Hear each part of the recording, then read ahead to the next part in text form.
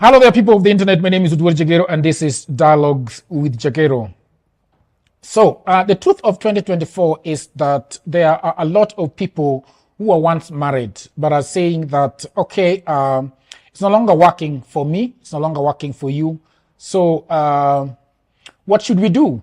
And at the end of the day, some people just decide that, okay, enough is enough. I think that we can live happily, separately. Okay. So last year I did a podcast with a top Nairobi lawyer, Christine Mudhoni. And Christine Mudhoni's video has really gone viral on TikTok about her articulate explanation about on how to separate and to go your separate ways when marriage is no longer working. Now, a lot of people tend to fight when there is divorce. There is bitterness, there is anger. Some people don't want to leave, some want to leave, and so the children suffer, the relatives suffer, they suffer themselves. And so Christine is like, we should be able to uncouple consciously, like with respect, with love, just the same way we went into this with love. So I've decided to not to talk to Christine again, but this time around we want to cover a lot more. And we are going to be doing a series called Conscious Uncoupling. That is leaving each other and going your separate ways in peace, with the love for the children still intact, with the residue of love between the two of you. So Christine, how are you doing? I'm fine. Thank you so much for having me here again. I didn't know that the first shooting we did would go viral like that. So thank you. I'm glad to be here. Yeah. I want to start this by going into the last time we did not talk about your own marriage. Yes. You know? Yes. But we want to sort of establish some social proof, your experience with it. And one of the things that I read your book, which is very good, by the way. Congratulations on bringing that book out. Thank you. The book starts with you driving and then stopping and crying in a car under a tree and looking back looking back at your marriage and how it has gone. And you cried and said that at that juncture you realized that there is no need to stay anymore. Yeah. The only way you are going to survive this is if you left and started your own life separately somewhere. So I know we've talked about this much. There's a lot with you, and there are people you want to respect in your marriage. There are people you want to respect, especially your family members, and you don't want to talk about people who have no platform like this to give their version of the story. Yeah. But tell me about yourself. Tell me about that day that you drove and stopped by the roadside and decided that this is not working for me anymore. Well, my marriage had been good, like you'd expect. People marry because they're in love. They want to be together. So, of course, it was good while it was good. We were both happy for a couple of years until we were no longer happy. And that happens for various reasons. And that day I drove, it was Uhuru Gardens. That time Uhuru Gardens was still Uhuru Gardens. So you'd drive in and there was a field and you could park your car there and just sit. But I had just been asked for a divorce. My husband is the one who said he wants a divorce. And in as much as I had seen it coming, I was shocked. Nobody ever prepares you for that, you know, because you get married and you know it's for life. And no matter what happens, whatever problems we encounter, we will solve them. So me, when I got married, I was getting married for life. And I never foresaw a situation where my husband will tell me, I want a divorce. So, of course, I did resist because the day he said he wants a divorce, I remember it was very early on a Thursday morning. And we had had an argument the day before. Arguments were very common for us at that time because things had already started going downhill. But he had never said, I want a divorce. So when he said that, it hit me really hard, like it has come to this. And I thought he's talking out of anger. Maybe he didn't mean it. He doesn't mean it. Maybe it's something that we can resolve. And I told him, no, let's not talk about divorce right now. Can we talk about this tomorrow? And so the next day I reminded him, you said 1, 2, 3. Can we talk about this? And he said, no, I want a divorce. And I was preparing to go to work, because I was still in practice. I was dressed up and everything, and I was driving to the office, but I couldn't get to the office.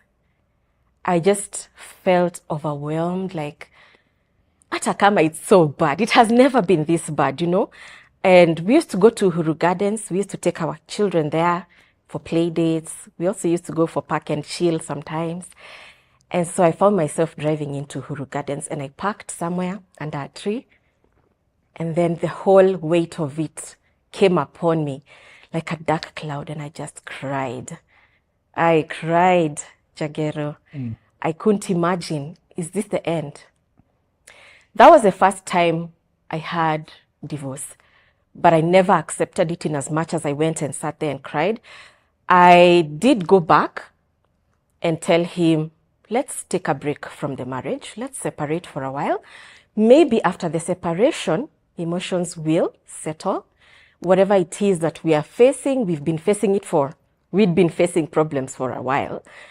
I would say years. We were not happy. It was so obvious. But you see, the way we think, marriage is hard, marriage is to persevere. We just thought that's normal until it gets to the point where one of you says, let me pull the plug. And that was it. When I told him, okay, let's take a break and then we can revisit this after some time. So the agreement was I would go and live with my brother. And while I was living with my brother is when I was now coming to terms with what was happening. And I took a solo vacation. That was my first solo vacation. I had never been to one before. I went to the coast for a whole 7 days, thinking about what had just happened, thinking about the plans that I had for our marriage, thinking about where did the rain start beating us, where did we go wrong, and the fact that we've reached here, is it salvageable? And I can say that was the moment in time when I realized I'm forcing issues. And in as much as I thought we'll just take a break and get back together, Christine, stop forcing issues. You're not happy. It's clear. And if he was to be asked, he's unhappy. And I don't want to say that he did anything wrong or I did anything wrong, but it's just, it happens that things stop working. Nobody divorces because they're so happy. No. It's one thing accumulates to another thing, and due to the respect I have for my children and of course the other people whom you mentioned, I won't go into details, but let's just say that you may have a very good friendship, but at some point you grow to separate directions. And I figured the years that were good were good. Do we have to throw away everything because now we are not a good couple? No, we don't have to. I would like to have this man as a co-parent, and I would like him to be present for our children in as much as I want to be present. In fact, I don't want us to fight over the children. And I remembered a few years back, I had heard of the term conscious uncoupling. But I really didn't think much of it because, when something doesn't affect you, you don't even bother with it. I never imagined I would consciously uncouple. And I thought to myself, what was that? There must be a way where we can dissolve this marriage if it is what is causing us all these problems, all this chaos, all this unhappiness, but still maintain the good things that we have. We were running a company together. Of course, we have the children, and of course, we had a good friendship. Because by the time we were getting married, we were good friends. And that is where I want to interject and take a little bit of step backwards. Because one of the things that people would want to learn about you is how you grew up. So you've started with the divorce part and, going your separate ways. But let's talk about that young girl, Christine, the young girl. You remember yourself at 19 years, 20 years. Where did you grow up? Did you grow up in Nairobi? Where did you go? You remember you told me that you had never thought about getting married. Yeah. And I want us to back up a little and talk about you growing up. You know, so did you grow up outside Nairobi? Did you grow up in Nairobi? What was your, tell me about your childhood, about your family, how many kids you are. We are 5. Yeah. My parents, and I have 2 siblings, brothers. I'm the firstborn and only girl. And we grew up here in Nairobi. For the most part, we lived in Golf Course Phase 2. My brother and I went to Kilimani Primary School, and my other brother went to Gilgil Hills Academy. He was in boarding straight from primary school. We had a relatively good childhood. My parents were present for us. However, just like any family, we had some issues here and there. And eventually my parents separated. Although they separated when I was at Kenya School of Law. So throughout my childhood and my brother's childhood, we were living together with both parents. I was going to study medicine. That was what I had chosen. But I missed by 2 points. And so I didn't know what to do next. My dad was really hands-on, and so he's the one who chose law for me. He told me, you can do law. Don't worry, even if you didn't make it for medicine, law is equally good. And so I went and started doing law at Nairobi University. But you, as a person, because there is the law and then there is the medicine, what is it that you wanted to do for yourself? Like, as a young girl, what did you want to do? Believe it or not, I wanted to be a teacher. Medicine never crossed my mind. In fact, I'm glad I didn't qualify for that because I cannot stand the sight of blood. And then I came to realize later that I'm an empath and I really feel other people's pain. So I think it just happened in a very nice way that I didn't end up there, because I think that would have been a degree I would have wasted. I would not have been comfortable there. Yeah, but my dad was and still is a medical doctor. And I think he felt that would be a good career path for me. My mom is a retired teacher. I wanted to be a teacher, but not in the conventional manner. I wanted to teach people more about life. And I'm seeing myself heading there because now I'm going to be teaching people about conscious uncoupling and coaching them when it comes to matters divorce. But when I went and did law, I ended up liking it. And I graduated in 2007. And I went to Kenya School of Law and got my postgrad diploma. And from there, I went and started working at Muro Mungai and Company Advocates just as a secondment while still waiting to be admitted to the bar. And what I found there, I thought law was so difficult because what I found there was they practice more of commercial law. And so I didn't feel like I fitted in there because things were so difficult. I think the Libra in me likes people, connecting with people. I love relationships. I love family, but I didn't get that exposure in that firm. But somehow I found my way to Barclays Bank Legal Department. And then I ended up at KCB again, Legal Department, until Consumer Credit. All that time I was married because I got married in 2011. And my marriage was good and it was going well. And we were blessed with 2 beautiful sons. One is 10 years now. The other one is 8 years. And everything was okay. Like it was a good life. It was a good life. And until 2015. Yeah. You told me that you've never wanted to have a family. Yes. Sort of, not to get married. Yeah. Why was that in your head? Because of the experience that my parents had. Okay. As I mentioned earlier, people don't separate because their marriage is so happy. They had problems in as much as they tried to protect us, the children, from those problems. It was so obvious. And eventually when they separated, I was left with this idea that marriage is so difficult. It's a struggle. Yeah. And I thought to myself, if marriage is so difficult, why do people get married?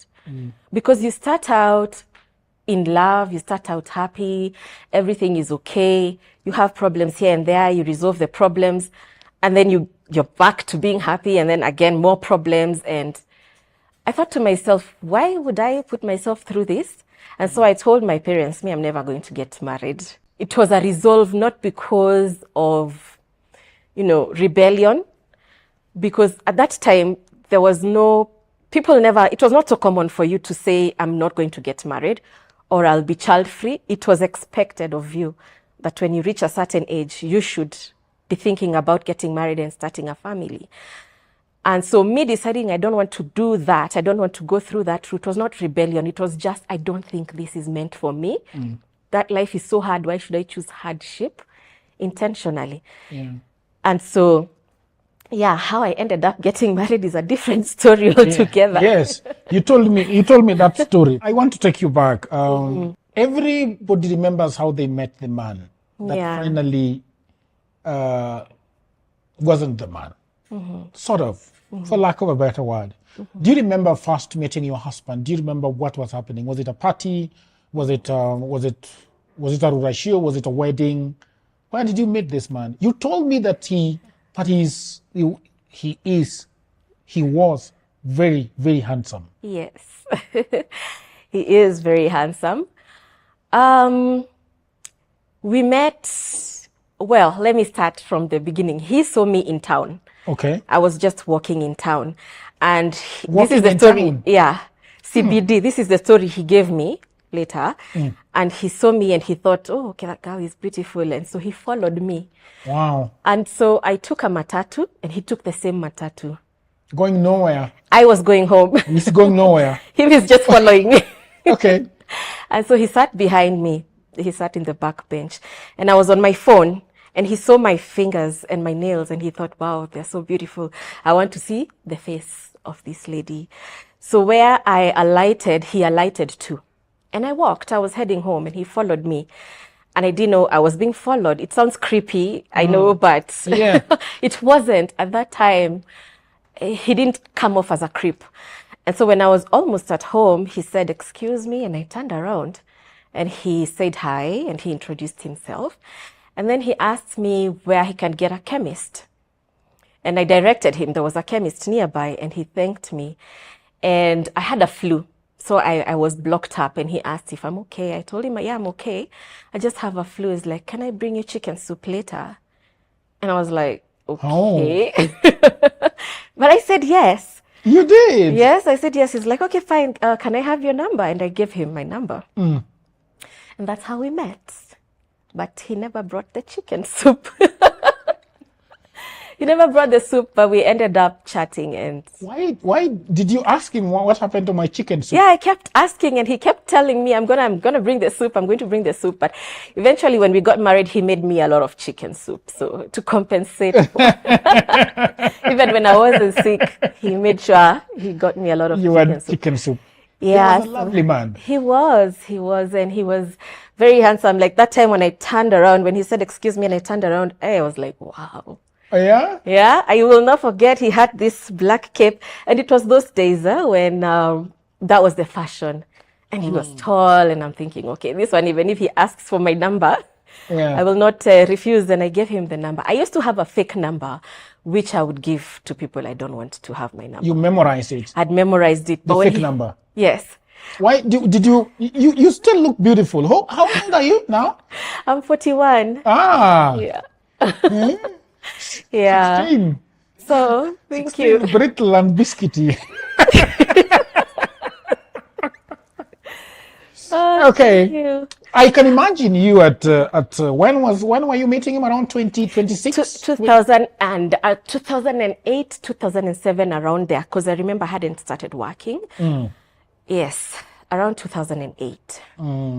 Okay. So when he asked for my number, I couldn't remember the fake number that I used to give people. I just found myself giving him the real number. And I was like, it's okay. In You fact, couldn't remember the fake number? I couldn't remember it. I just gave him my real number and he did call and we chatted, and that's how our relationship started. Yeah, and turns out he was living in the neighborhood, so it was a coincidence. Yeah, it was a coincidence. So when I was better, he would call me and then we would meet hapo nje, because of course you don't want your parents to know where you're going. Yeah. And we go for a walk and we just talk. That's how we used to date those days. Walk and talk. Yeah, you just go for a walk. And no milkshake. Sometimes, yeah. Yeah, But sometimes, eh? yeah. Girls of these days want milkshake every weekend. No, us, the beauty of it was we just hold hands, Ah. walk. Then you come back, he escorts you. And And then, leaves you by the doorstep. yeah, making sure your parents don't see you. That was it, basically. Yeah, those were the old days, right? Yeah. And then you develop this beautiful relationship. Yes. One thing I liked about him is he's a happy man. He's always smiling, even I think in his sleep. He would sleep with a smile. And I thought to myself, I'm not used to this. I'm not used to seeing people who are just happy from the inside. Not because something has made you happy. That's his default state. I was used to seriousness. Everybody is serious, like, I don't know how to explain it. And I was drawn to that. And when I got to know his family, they were all like that. And they really embraced me. And his late dad used to say, go where you're celebrated, not where you're tolerated. And anytime I went there, I was really celebrated. And I was drawn there. And how we ended up staying together, there was a problem at home. You know what happens when the parents are fighting and what have you. Sometimes the children get involved. And I had to flee at some point. But I didn't have anywhere to go. So he opened up his house for me. And I went there. I hadn't planned for us to start cohabiting, but circumstances led me there.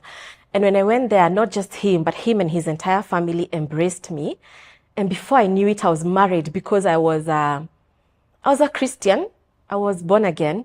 And I knew it's a sin to cohabit with somebody unless they're your husband. My mom actually inculcated that in me. Like, you cannot live with a man if he's not your spouse. And so from there, it's like, it happened like magic, Jagero. I can't tell you how I got married. I forgot about this resolve that I had of never getting married. And our families just planned the whole thing for us. Before I knew it, I had a destination wedding in Mombasa, and it was beautiful. And I thought to myself, my parents' marriage didn't work. I think I can make this work. No matter what happens, I will make this work. Because I've always been saying, I'll not get married, and now here I am. So how can I get married and let this one fail? Failure is not an option. And so I worked on that marriage. I gave it my all. I gave it my everything, such that even when we had problems, nobody knew. Yeah. If a young girl that is in the same position that you were came to you today and asked you that, I have problems at home, and I have this boyfriend who has got a beautiful house in Kilimani, and I think the best thing is to go and cohabitate with him. What would you tell that young person? Please don't. Because most marriages that go downhill started wrong. They started on the wrong footing. You had no business being with this man in the first place, yeah? Because if she's going there because she's running away from problems at home, then she's going there out of desperation. She has not really thought about what she's getting into. Because marriage is supposed to be for life. You're coming together with a person who's grown up. You don't know how they were raised. And you're seeing this person as your savior. You're going there for refuge. But your mind will not tell you you're going there for refuge. Your mind will tell you, I'm so in love and, I'm 20, whatever. I'm almost reaching that age. It's okay. Let me get married. So I would tell her, don't do it. Solve the problems you have at home. Get married when you have intentionality. You've thought about what marriage is about, what it pertains. If you don't have to get married, don't do it, because you who's going there, you're going there because you don't have a choice. You're running away from something else. So most marriages don't go wrong. They start wrong. And I feel when I have been introspecting, I feel, yes, mine started wrong. Because I knew for a fact marriage is not my thing. But then I got married because I didn't think I had a choice at that time because of running away from the issues that were there at home. I really felt like this is the best thing for me to do. I have been embraced by this family. And after all, I love the man. And he's okay, I know I have said this severally. He's very handsome. We get married for such reasons. He's tall, he's handsome. You don't look at the personality of the person. You don't look at their upbringing. You don't look at, the things that matter. And so you've already gotten into the marriage for the wrong reasons, and you're trying to make something work that cannot work. Yeah. 2015. Yes, 2015. I had my second born in 2015.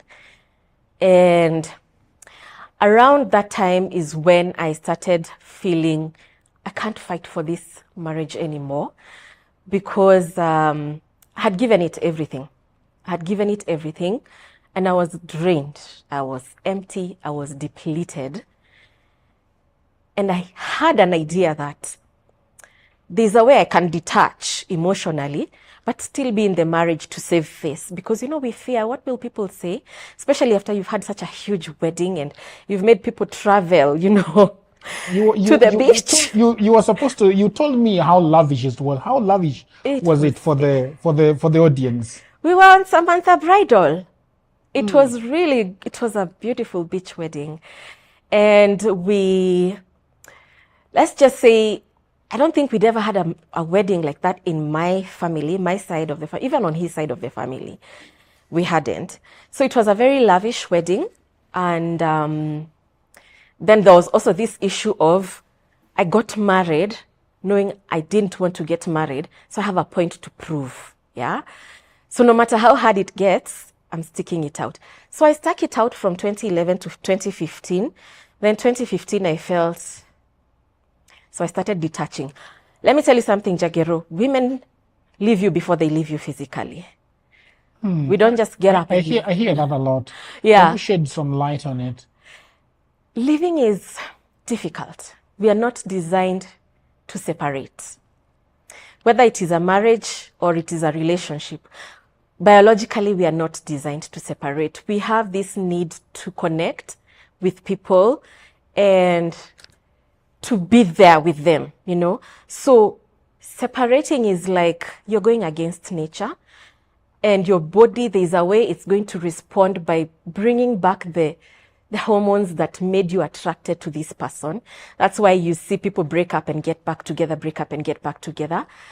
And so to avoid that roller coaster of emotions, what women do is you detach emotionally first.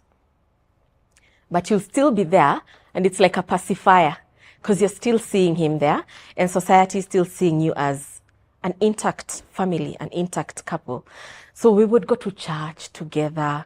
We would go for school events together, family events, everything. But you've started letting go. Like you're okay now. Even if he was to do what, you will not have sleepless nights about it. Yeah. So that is what you mean by detachment. Yes. Not caring. What exactly? What are some of the things that you would do or think about that would explain the detachment issue? Like for example, if he came home late at night, I would not bother to call. Like, where are you? Are you okay? What time are you coming? I will not wait up late for him to come home. I'll be okay. I'll just go to sleep and I'll sleep. Now, I hope that you're enjoying this program. Over the last 15 years, I have been working online for clients in America, in Europe, and all over the world. And that is why it pains me a lot when I see a lot of African brothers and sisters saying that they do not have a job. Now, this is the problem. A lot of people are trying to look for a job in 2024 in their own town, in their own country, in their local area. Now, the truth is, there are no jobs in Africa, at least not so many jobs. The good news is that we have internet these days. We have a tablet, we have a computer, we have a phone, and that means that we can do a lot of jobs. And those jobs are online. That is why over the last 4 years, I've been writing a book that is called Digital Goldmine. It is a book that explains to you how you can earn money online. The 18 hustles that I've chosen are basically for Africans. Okay? Because what happens when you are doing online jobs is that payment is usually a problem. So these 18 side hustles that I have put together in this book, you can be paid very well and very conveniently. Okay, so the book is only 1,000 Kenya shillings. That is about $10. You can buy it in Kenya using paybill number. You can buy it online from anywhere in the world using a credit or a debit card. All the information about this book is in the description below. Just need to go to the description, click on the link, and you can buy this book. And if you have a brother, you have a wife, you have a husband, you have a friend who is sitting at home and watching Netflix, please do buy this book for them. If you are the one sitting at home and watching Netflix and have nothing to do, please buy this book and your life is gonna change forever. You know, I will not be bothered to check his phone. You know, before you want to possess him, you want to own him, you want him to be yours. But when you detach, you don't care. You're like, it's fine. I don't want to know, and I'm okay with not knowing. You know, there's that one of, I don't want to know, but you're hurting, you're curious. Now this one is, I don't want to know, and I'm really not bothered. I'm not thinking about it. Or you would, when you're not detached, you want to know what he thinks about what you do. I want to change my career. I want to resign from the bank. I want to start practicing. You'll talk about these things. But when you're detached, you think about big decisions like this and you make them on your own. You know, it's Christmas. Are we going to your side of the family? Are we going to, you don't care. You're like, it's okay, you go. Me, I'll be here. I don't mind spending Christmas alone. Or you make your own plans, go do your own things. If it's about going out, you'll just come back home on a Friday after work, shower, dress up and say, I have gone. You know, there's no for saying, oh, how do you feel about this? You know, I'll be with so and so. You can come, you can drop by. No, you just get up, go, come back whatever time you come back. That is how it is to be detached. You're just there physically, but you're not connected emotionally. You're going through the motions. Also, a wife is supposed to make sure that there is food at home. Okay, there is food, full stop. Nothing above and beyond that. You said that you were drained. What was draining you? Finances. I was completely drained. When I was employed by the bank, I had access to loans at a good rate as a member of staff. And so I had mentioned earlier that we had a company with my ex-husband. There are other businesses that we had together with him. And I had taken up a few facilities to finance the businesses. And they were not going well. They were not going well. I could not see where the money is going. I kept going back into my pocket for capital and also for expenses and all that. I could not see where the money is going. So we had a few small businesses that did not work. And then now we had the company. The company really drained me because at some point I even had to pay everything from pocket, from the rent of that office, to the equipment of that office, to the uniforms, to everything. And you see, when you're a couple, there's no for this is my money and this is your money. It's family money. So when something needs to be done and you have the finances, you do it. Yeah. So at some point I found myself doing so much that I was overwhelmed. We had to downgrade our lifestyle at some point, and we did. And at that time where I was working at the bank, I had reached the ceiling. Like I couldn't get promoted above and beyond that. So the only option I had was to resign from the bank and start practice. And when I practice, whatever money I make is dependent on my effort. So I could work and work and work. You know, I could become a workaholic and I could be able to keep up with the bills and expenses and all that. And that's how I ended up resigning from the bank and starting my own practice. So you can imagine, I've started a practice. I also need to pay my rent. I also need the overheads of my office, of his, and now there's no salary coming in every month.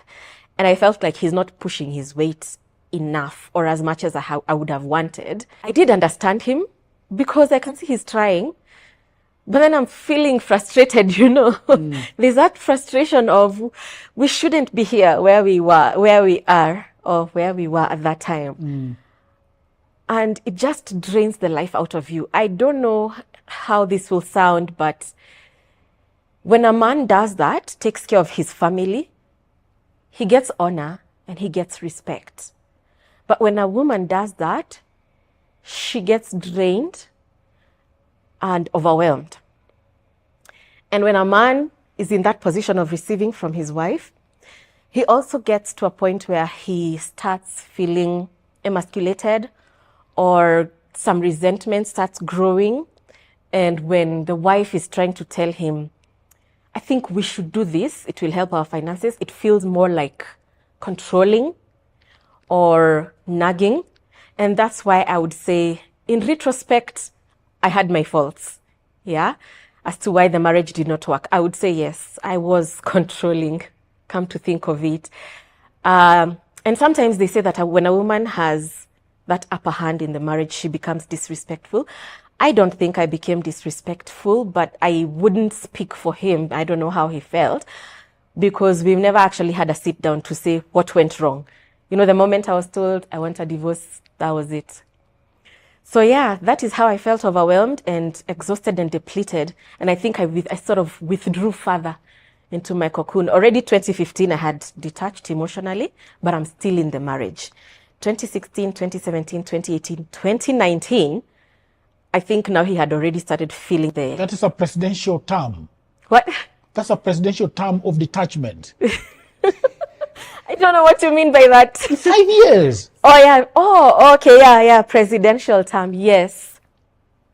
That's That's a long time. It's a long time, and we could still go for vacations and have beautiful photos and, you know, put them on social media, but you don't know what is going on in the background. So within those 5 years, I think he felt a change. Like, what's going on? Christine does not beg me the way she used to beg. She doesn't plead. She doesn't care what I do, whether I'm going to work or not. So he also felt it, and I think he started feeling maybe neglected, or I don't know. Let me not say what he felt, but by the time he was saying, I want a divorce, I think he felt he's better off separated. You know, you can be with someone, you're not fighting, you're not arguing, but you're feeling, I don't know how to put it, but they're there, but they're not there. So why are they there? You know, their presence also makes you feel it's better if you are not there. You know, something that has struck me with your explanation of when you're talking about you're wondering whether you are controlling, you're wondering whether you are disrespectful. I actually had a marriage, before this conversation that I talked with a marriage counselor over the weekend. And she was telling me that a woman will appear disrespectful or will appear as if she's controlling because, and this is usually the feeling of the man. You are telling him that we can take this direction. We can make money better this way. You know, like they were giving an example that the husband was in a business where they could run their own business. But instead they decided to be taking that small money from the employer, saying that you have all these contacts. Why don't you start your own? Because people that you've trained have started their own. Why are you stuck, just with a small thing of traveling? So it excites you and things like that. So I believe that it is very, very difficult. And nobody teaches us how to start managing a partner that is not on the right direction. And I think for us men, it can be when a woman starts telling you things, you know, there is that ego that is bruised. There is that, and sometimes I think also men are frustrated. They don't know how to do it, but I feel like we are not humble enough to speak about those issues that we are having with our partners, the people that truly love us. So, for example, like my wife asked me a lot of questions about, for example, when I started this podcast, is it passion? Is it business? What is it? You see? So I think as a man, the wife might be just trying to really understand your headspace. What are you doing with everything that you're doing? Okay?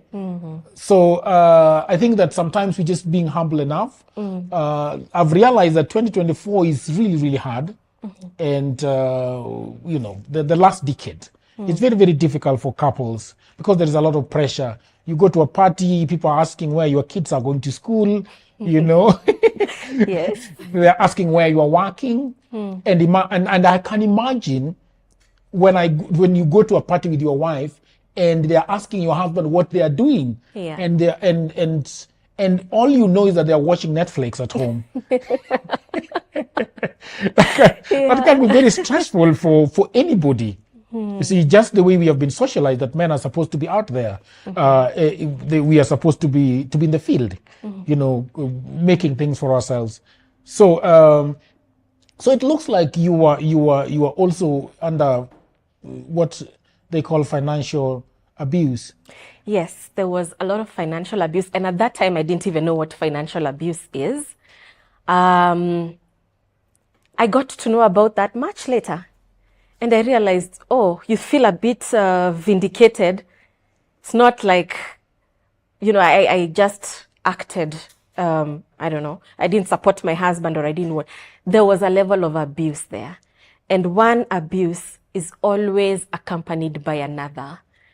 Anytime you find there's financial abuse, if you look closely, you'll find there's also emotional abuse. And emotional abuse does not have to be, a man coming to insult you. It could also be just him giving you silent treatment. Yeah? Making you really think deep about where did I go wrong? What have I gone wrong? Walking on eggshells in your own marriage. Being unable to communicate. And communication, by the way, when you have no communication in a marriage, that's a deal breaker. What is communication to you?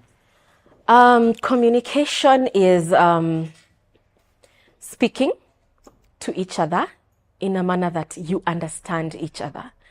Because I may be speaking to you, but you're not understanding me. So we are not communicating. That's like, there's a phrase I like using. You can be speaking caterpillar language to a butterfly. There is no communication there. So I would come and tell you, I think we should do 1, 2, 3 business-wise to lift this company. And I'm coming from a good place, but you feel like I'm nagging and controlling. You see, we are not on the same page there. So we are not communicating. Yeah. And also when there is emotional abuse, people are not able to have difficult conversations. We avoid having difficult conversations. I can't come and tell you, Jagero, I don't like it when you do 1, 2, 3, because I fear hurting you. And in as much as I'm protecting your feelings, I'm not doing justice to our relationship, because then I will keep quiet with that thing that I don't like you doing, and you keep on doing it because you don't know it's hurting me, because I'm afraid of having a difficult conversation, and then it just keeps piling up and piling up and piling up. And some of us are people pleasers. We don't know how to stand up for ourselves. So in as much as you want to communicate, there is some coping mechanisms you've acquired as you're growing up that make you not communicate. You'll just keep quiet and think that the silence will communicate. But that silence becomes silent treatment, which becomes a form of emotional abuse. So there's no communication there. How will you solve your problems? You won't. Yeah. So let's fast forward a little bit to the divorce itself. How does it start playing out? When I was asked for a divorce, it wasn't like, I'm divorcing you. You don't need to ask for permission to divorce someone. If you want out, you just file for a divorce and you get it. But when he said, I think it's time we went our separate ways, I want a divorce, I took it as a cry for help. I really didn't take it seriously. In as much as I was shocked because that word had never been used in our marriage before, I took it as a cry for help and I refused. And I said, no, let's take a break instead. And even after the break, let's give it 1 year. Because I remember that was 2019, December. I said, I will not file for a divorce until 2020, December. And the reason why I was to file is because we had agreed, since I am a lawyer, it would be better if I filed as the petitioner because I can mitigate everything, I wouldn't make it very ugly and you wouldn't have to spend money on a lawyer and all that. I will file after 1 year. Why I was giving it 1 year is because I thought whatever it is, time and space will resolve it, yeah? But when I took my break and I went to live with my brother, and then I had all this, I did a lot of introspection. And I thought about, it was like, I don't even know how to explain. It's like my eyes opened. You know, sometimes when you have a problem and you're so close to it, you cannot see it. But when you take a step back, then you can see things clearly. So I got clarity and I realized, no, I'm forcing issues and we are better off apart. However, what's going to happen to our children? Because I don't want to put them through what I went through with my brothers when my parents separated. There's a way children are really affected, yeah? They're really affected. Fine, if the marriage is dysfunctional or toxic, they are still affected. But also when you separate, there's a way you can separate in a way that they're traumatized as much as you, the couple. And I thought, if there's a way we can separate and minimize the trauma for the children, because I want to protect them from what I went through and what I see my clients' children going through. And so I thought, let me go back. Because we were still in talking terms, yeah? So I call him and we sit down and we talk, and I tell him, I have this idea. I know you're very unhappy in this marriage, and I am also equally unhappy. This is a very civil way, Jagero. The words were very different from that. Yes. You can imagine how that language was. So if this marriage is the cause of all these problems, how about we just get rid of the marriage and maintain everything else? Maintain what? Our children. Let's co-parent. Let's not fight over the children. Let's not fight each other. Let's not dissolve our company and also our extended family. Let's not create enemies. Set up camps. Your camp on that side, my camp on this side, and our work is to hate each other. You know, when we got married, we brought together 2 families. And they said, okay, this is the person you've told us you want. Yeah, okay. They had no choice but to love the other family. Now, when we start fighting, they'll also become enemies. Like my brother will meet his brother on the street and they'll just pass each other, you know. So I didn't even have that word conscious uncoupling in my mind. And I just thought we can do this in a peaceful and amicable way. And he said yes. And we tried for a while. Actually, he had custody of the children. I would go visit. And I would still do the things I used to do in the house for the financial bit to make sure they were comfortable. But that went on just for a few months. And then things again crashed. I think I mentioned that when he asked for a divorce, I took it like a cry for help.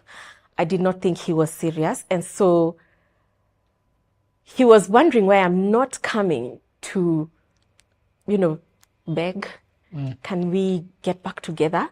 Because I had already done my introspection and I thought, okay, let me release it.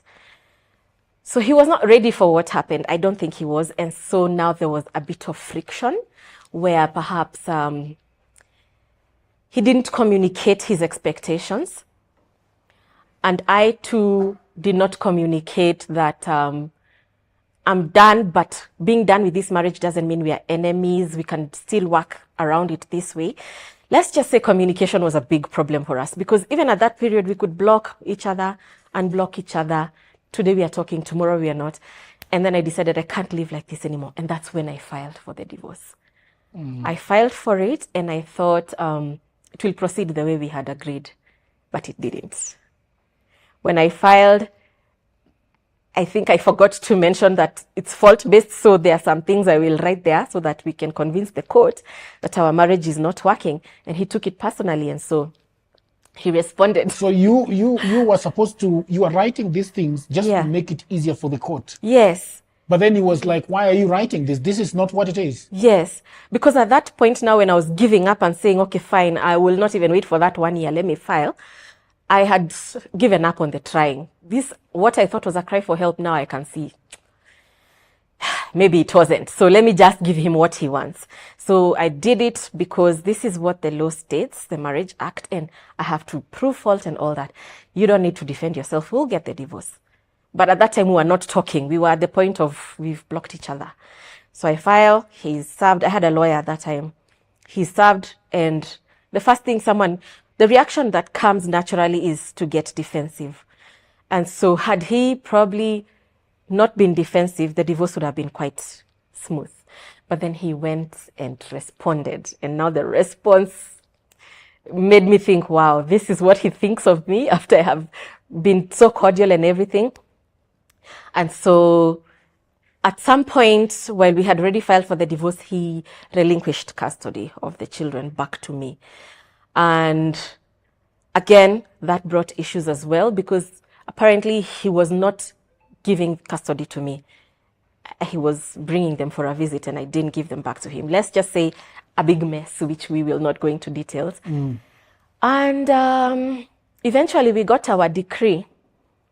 Decree means? Now you're divorced. You're officially divorced. It's what you use when you want to show I am divorced. I am no longer married. Because you see, if you are married in... There are places that you need to show that you're no longer married. Yes. Like maybe if you're applying for a visa somewhere, and you have to state you're single. How are you single? Were you divorced or were you never married? So you show them the decree. Or if you go abroad and you want to marry someone there, they'll ask for a certificate of no impediment. So you have to use that to get that certificate. Is it like a certificate? Yeah, it is. Certificate of divorce? Yes. There's the nisi and the absolute. It's just like a paper, but the seal of the court is what makes it the certificate. The nisi and the absolute? Yes. What is the difference between the two? Nisi is temporary because we've seen people going through the whole divorce process and then you get back together. So nisi gives you a chance to go back to your spouse before you get the absolute. Absolute normally is given, depending on the circumstances of the divorce, between 30 to 90 days after the nisi, you get the absolute. Within that period, you can get back together if you want. But if you're sure you don't want to get back together, then you get the absolute and now you're done. You can't get back together unless now you go through the whole marriage process again. You go to the AG and you will have another marriage certificate with your witnesses and all that. Yeah. So we got our decrees and it was over. But I usually say that divorce is a process. It is not an event. Getting that certificate is not it. It's the emotions you go through. The emotions, the time when you are deciding whether to do it, the fights you have during the process, the grieving, and it can even go on years after you have actually gotten your decree. That's how it was for me. Amazing story. Yeah. I am happy that you're now happy. Are you happy now? Yes, I am. I couldn't talk about this before. I couldn't. It was so difficult, but it comes to a point where you resolve everything within you. You take responsibility for your part. You stop the blame games, and then you put yourself in the shoes of the other person and try to see what it is that they're going through. And then you extend grace to them. And when you do that, you're setting the ground for healing. And it's very personal. It's so personal that nobody can help you do that. Yes, you can see a therapist. You can see whoever you need to see. But it starts within. Time does not heal. You have to be intentional and deliberate. Because I've seen people divorced 10 years, but they're still so bitter and so angry about what was done to them because they feel like it was done to them. They don't feel like they had... Was it not done to them? No, nobody did anything to you. It's just they communicated and then you had to make a choice out of their communication. Or it unfolded organically. It gets to a point where if it's not working, Jagera, it's not working. You can't come and say, you have left me, you have divorced me, you have hurt me. No. We have lived together happily up to this point. Whatever happened, happened. We grew separate. We grew to different directions. I don't know if you've thought about this, Christine. It's a very difficult question. And it goes directly to our religion. You say that you're a born-again Christian. I was. You were? Yes. Why did you leave the Lord? I couldn't understand Christianity. Christianity was something that I did because I was born a Christian. I was raised in a Christian family. And so I knew these are the rules of Christianity. You cannot live with a man if you're not married. So I get married. You cannot do 1, 2, 3. So I follow the rules of how I have been raised. But when I was a grown-up, past 28 years, because they say your brain develops until you're 28. So after 28, you start asking questions and you don't get answers. And when you don't get answers, then you're believing in something that you don't understand. And so I had to make up my mind. Am I going to keep on believing in something I don't understand? Or am I going to transcend it and see what else lies beyond? And that really helped me be able to come to terms with what was happening. Because I can tell you, had I remained a Christian, I would still be there fighting for that marriage because God hates divorce. And that was the question that was coming next. If you had said that you're still a Christian, Yeah. I would have confronted you that question. That God hates divorce. Yeah. And I think that statement has. I spoke to a lady that told me that she was repeatedly raped in her marriage by the husband. First of all, I didn't understand how rape happens in marriage until she explicitly explained what was exactly happening. And in my head, I came to understand that was not really love making. That was something else. And the word is marital rape. And she told me how she kept going to church, and the church kept telling her that it is the woman that keeps her house. Yes. You know. Yes. So, what did Christians say when you divorced? Both sides are Christians. What did they say when you divorced? They said, Well, I was told that it was my responsibility to make my house stand. That if this marriage collapsed, it was my fault. That it failed because of me. A woman built her house with her hands and destroys it with her hands. So people kept telling me, go and apologize to him. And I'm thinking, apologize for what? I don't even understand what I did wrong, you know? I can't even communicate. I'm blocked. There's no communication. And there's some stigma there that comes about because of your faith and the circle of, you know, your religious circle. But the good thing is that I can say I was lucky because I had already left the church while in the marriage.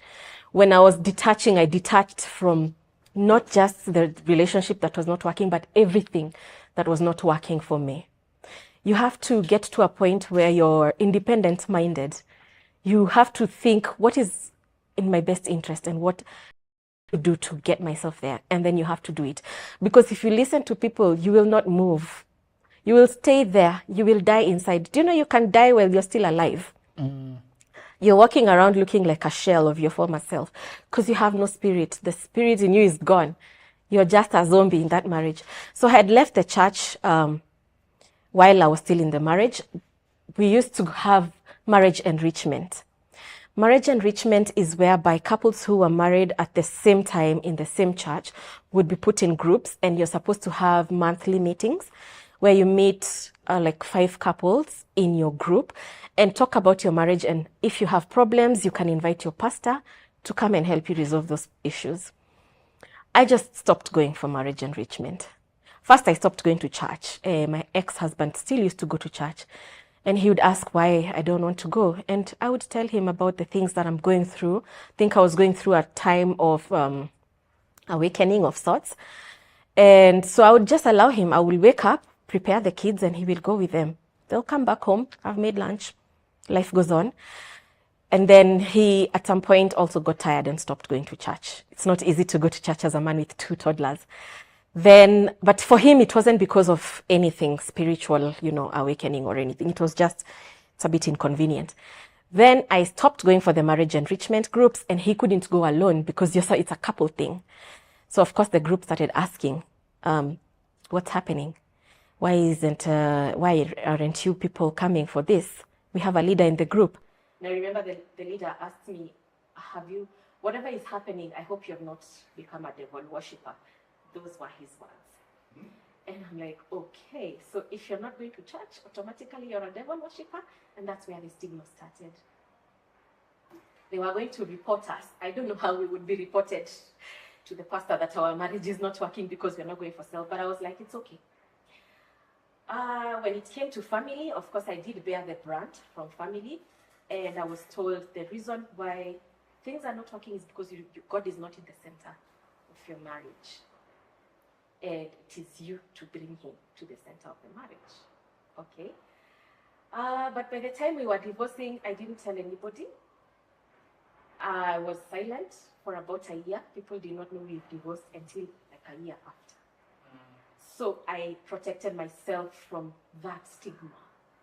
So I actually even did wear my ring for quite some time, even after the divorce. And people now start picking hints bit by bit. And then the ones who have courage will come and ask you. And then now you tell them, and then what spreads.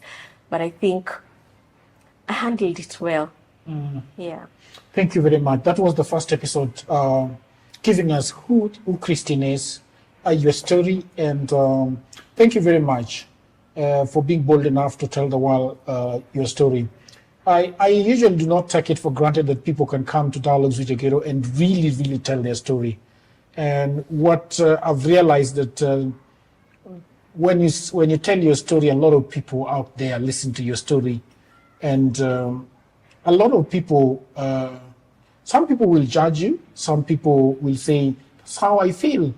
That's how I feel. I am in marriage, and what that lady is talking about is exactly where I am at.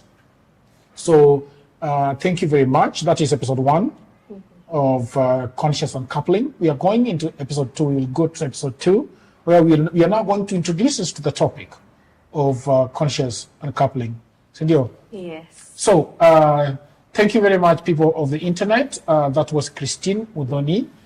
We are going to be doing a beautiful, beautiful series called Conscious Uncoupling. And now that you've heard from Christine, her story, her marriage, her divorce, I hope that you're going to like this episode.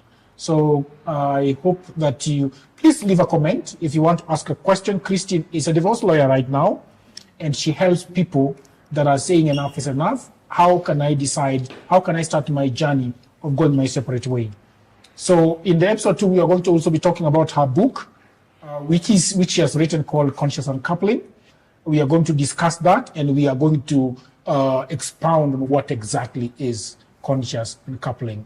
So please, if you have not subscribed to my YouTube channel, please do so. Leave a comment, hit on that notification bell. And until episode 2, bye for now.